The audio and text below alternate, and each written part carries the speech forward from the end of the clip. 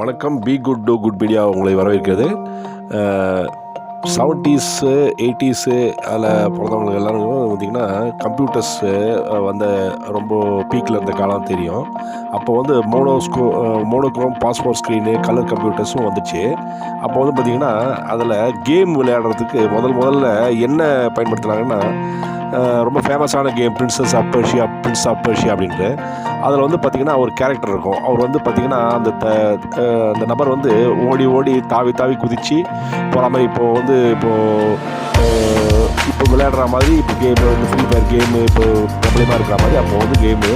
அதில் வந்து ஒரு நபர் வந்து ஓடி இப்போ பில்டிங்கில் எகிரி தாவி குதித்து ஓடி போகிற மாதிரி இருக்கும். அதுக்கு இந்த நபரை மாடலாக பயன்படுத்துகிறாங்க. இது நம்ப முடியுதா? இதுதான் உண்மையும்.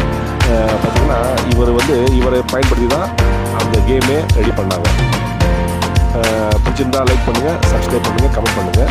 இது ஒரு நல்ல ஒரு அருமையான காலம்.